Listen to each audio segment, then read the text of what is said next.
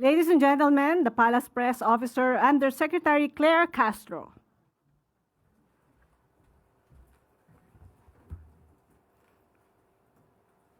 Magandang araw, Malacanang Press Corps. Ma'am, despite these interventions being pushed by the administration, VP Sara said kulang pa rin yung preparation ng administration regarding dito sa tension sa Middle East. And allow me to read a portion of her interview. Wala tayong nakikita na ginagawa ng administrasyon. Ang banta ng giyera, narinig na natin yan noong taong 2022 pa lang. Dapat noong 2022 pa lang, naghanda na ang pamahalaan na ito, pero wala tayong nakitang paghahanda. May we get your comment on this, ma'am? Dapat tinanong niyo muna ang Vice Presidente, 2022, anong buwan? Baka naman panong-panong kanyang ama ito. Tandaan po natin, noong 2022, nangangampanya po sila pareho ni Pangulong Marcos Jr. Uniteam sila. May nabanggit po ba siya sa Pangulo patungkol dito? May nabanggit po ba siya sa DND patungkol po dito? Dahil kung alam niya na po ito, malamang ay meron siyang sariling bolang kristal, ay dapat ipinaalam niya kung ito ay verified info nang galing sa kanya, dapat ipinaalam niya ito agad sa bansa. Ipinaalam niya ito agad sa Pangulo at sa otoridad. So, kung siya may alam as early as 2022, at hindi man lang niya ito binanggit diretso sa ating mga kababayan, sino ang hindi nagtrabaho? Sino ang walang ginawa? Tandaan po natin, ipinagmamalaki niya meron siyang impormasyon patungkol dito. Hindi po ba obligasyon niya bilang Vice Presidente na ito ay ipaalam sa ating otoridad? Para man lang ang ating mga kababayan, katulad na sinasabi niya, ay nakapaghanda. Kung hindi niya to sinabi, definitely, this is a breach of public trust. Meron po tayong tinatawag na non-feasance, mga taong gobyernong hindi nagtatrabaho. Good afternoon, Yusek. Sa isang interview po sa Davao City, sinabi ni Vice President Sara Duterte na galit ang mga tao sa ginawa sa dating Pangulo 1 year since his arrest. So the Vice President says Filipinos remain angry over the arrest of the former president and that this anger will not subside until he is brought back to the Philippines. Sabi niya po, it is unthinkable that a government, no matter the political differences with the administration, would send a citizen to a foreign jurisdiction. So galit ang mga tao, itong assessment nyo dito. Ulitin natin, sana tinanong niyo siya, gaano karaming tao ang galit? Dahil itong pagpapadala kay dating Pangulong Duterte sa The Hague, ay ito ang unang hudyat para mabigyan ng hustisya, hindi lamang po ang mga biktima ng EJK, pati na rin po ang dating Pangulong Duterte. Wala po tayong masasabi kung lahat ba ng Pilipino ay galit. Malamang sa kanilang parte dahil ang kanyang ama ang naaakusahan at nililitis sa salang crimes against humanity, malamang ito po talaga ang kanilang magiging reaksyon. Pero sa parte po ng mga tao na nagsusulong ng human rights, at lumalaban sa mga karumal-dumal na pagpatay na bunga ng EJK at war on drugs ni dating Pangulong Duterte, hindi naman sila galit at sila'y nagpupunyagi. Sa ngayon po, masasabi natin, ang ginawa po ng gobyerno, hindi lamang po ito para isalba ang sinuman. Ito rin po ay para sa mga Pilipino na siyang nag-file ng complaint, sila mismo ang pumili na magsampa ng kaso sa ICC dahil sa naramdaman nilang walang hustisya sila natanggap noong panahon ni dating Pangulong Duterte. Naging produktibo at makasaysayan ang working visit ni Pangulong Ferdinand R. Marcos Jr. sa New York. Mahigit sa 2,000 job opportunities ang bitbit ni Pangulong Ferdinand R. Marcos Jr. sa kanyang pagbabalik sa Pilipinas matapos ang kanyang working visit sa Estados Unidos. Gumuhit din ng kasaysayan ang Pangulo bilang isa sa mga leader ng Pilipinas na nakapag-address sa United Nations. Hindi lang isa, kundi 2 beses.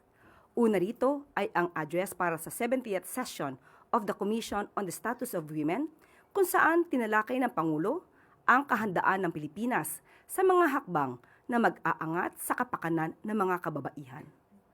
Nagkaroon din ng bilateral meeting si Pangulong Marcos Jr. at UN Secretary General Antonio Guterres, kung saan pinuri ang Pangulo sa kanyang husay sa pagpapanatili ng peace and order sa Pilipinas. Kasunod nito, nakipagpulong ang Pangulo sa Medical Glove Company LLC upang talakayin ang kanilang planong pagtatayo ng manufacturing facility sa Pilipinas. Bahagi rin ng working visit ng Pangulo sa New York ang meeting kasama si JP Morgan Chase and Company President Jamie Dimon, kung saan nakapag-usap ang pagpapatatag sa financial and investment partnership dito sa bansa. Sa pangalawang araw, nagbigay din ang Pangulo ng special address sa General Assembly ng United Nations. Bahagi ito ng kampanya ng Pilipinas upang maipanalo ang Pilipinas ang kandidatura para sa isang non-permanent post sa UN Security Council mula 2027 hanggang 2028. Mahalaga ang posisyon na ito upang maiangat ang antas ng Pilipinas sa global security, pagkilala sa international law, at pagsilbing boses sa Indo-Pacific region at iba pang developing countries. Magpapalakas din ito sa soberanya ng Pilipinas, pagprotekta sa interes ng mga OFW at pag-angat sa papel ng bansa sa pagtugon sa mga isyu ng conflict, climate change at economic development. Gaganapin ang eleksyon ng UN Security Council sa June 3, 2026. Ang Pangulo nagpunta sa US hindi po para magbakasyon, kundi para magtrabaho at hikayatin ang leader ng United Nations para sa mahalagang papel ng Pilipinas sa Security Council. Trabaho, aksyon, hindi bakasyon para sa mga Pilipino at para sa bagong Pilipinas.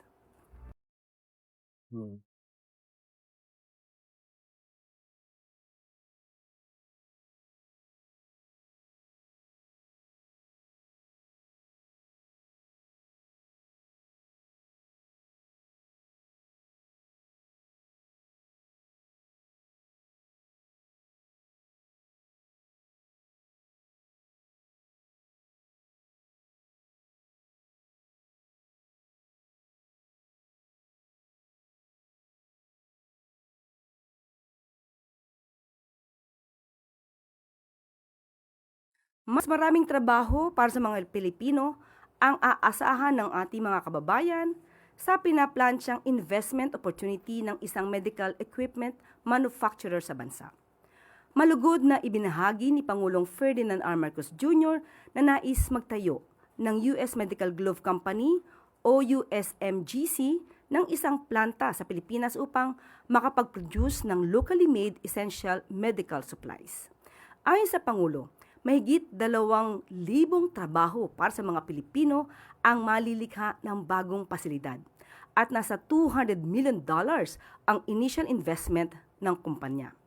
Dagdag pa ni Pangulong Marcos Jr., sa oras na gumanda na ang produksyon ng planta, ay titignan din ng kumpanya ang posibilidad na mag-export ng mga medical supplies at mag-expand ng operation sa Pilipinas. Iniulat din ng Pangulo na kasalukuyan ng kumikilos ang USMGC na nagpadala ng mga tauhan sa Pilipinas para sa mabilis na konstruksyon ng pasilidad. Maliban sa pag-secure ng investment, nakipag-meeting din ang Pangulo sa mga senior leader ng JP Morgan and Chase Company upang talakayin ang ongoing economic cooperation nito sa Pilipinas, pati na rin sa global issues na nakakaapekto sa financial markets. Tinalakay sa nasabing meeting ang nangyayaring geopolitical tension sa Middle East at ang impact nito sa presyo ng langis sa pandaigdigang merkado.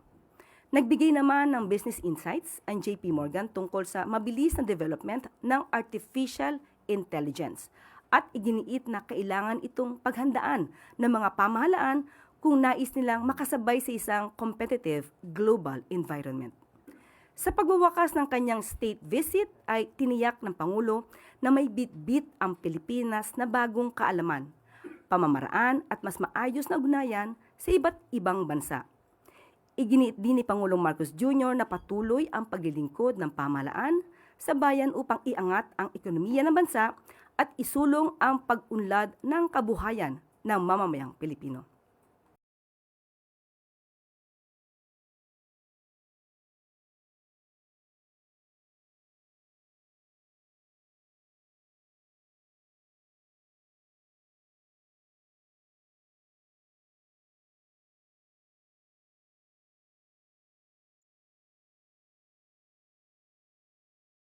Good afternoon, ma'am.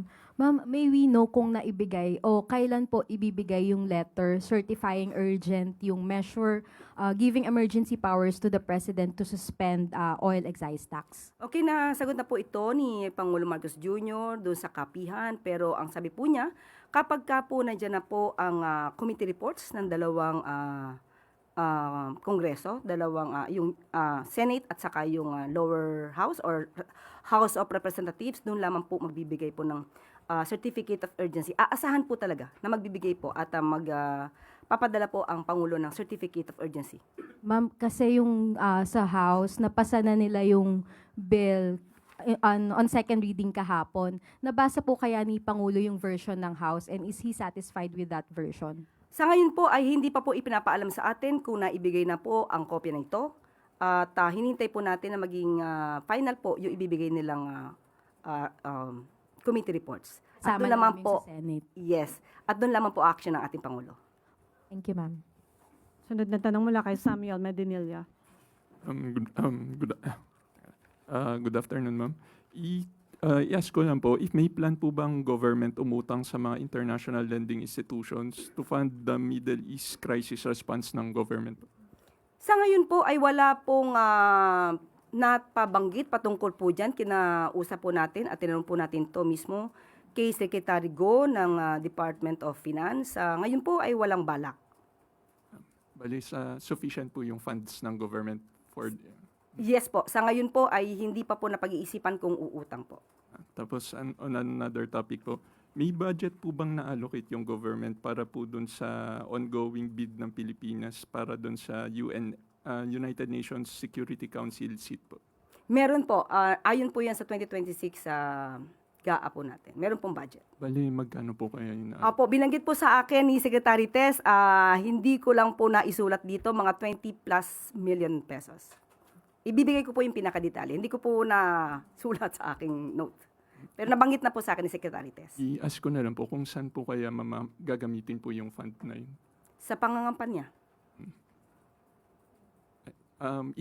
In what manner po? Will it be used to speak with other countries or will it be ano po? Saan po? Sa lahat ng klase ng pangangampanya, para po maipakita ng ating Pangulo na tayo po ay interesado na magkaroon ng non-permanent seat sa UN Security Council. Thank you po. Sunod na tanong mula kay Ann Soberano, Bombo Radyo. Yusek, good afternoon. Yusek, nagkaroon ng meeting si Pangulong Marcos with US defense officials sa New York. Napag-usapan po ba ang labanan sa Middle East at ano po yung agenda ng meeting? Sa ating pong pagkakaalam, ang naibahagi sa atin ay hindi naman po napag-usapan ang tungkol sa Middle East, kundi pati po ang napag-usapan lang po ay yung pagpapalakas ng Philippines-United States Defense Partnership. At pinag-usapan din po ang mga naka-schedule na balikatan at ang commitment po sa Mutual Defense Treaty. Patungkol po sa Middle East ay hindi po naibahagi sa atin kung ito po yung napag-usapan nila. Follow-up, Yusek. May bagong commitment po ba ang US pagdating po sa security support sa Pilipinas? Ganun pa rin po, nanatili po na dapat nilang panatilihin at palakasin pa rin po ang Philippines and US Defense Partnership sa pamamagitan din po ng Mutual Defense Treaty. Follow-up question mula kay Tristan Nodalo. Yusek, sa Middle East issue rin po, naglabas po yung FBI ng warning about a possible Iran retaliation on Californian targets. Knowing na marami pong mga Filipino rin ang nasa California, how serious po itong threat na to or itong warning na to na posibleng atakihin din po itong California? Kapag may ganyan po na mga impormasyon, kailangan din po talaga maghanda ang ating bansa para sa ating mga kababayan. At hindi po ito pwedeng isa walang bahala o tulugan. Kailangan po na maging alerto rin po tayo kung ano man ang mangyayari sa ating mga kababayan sa California.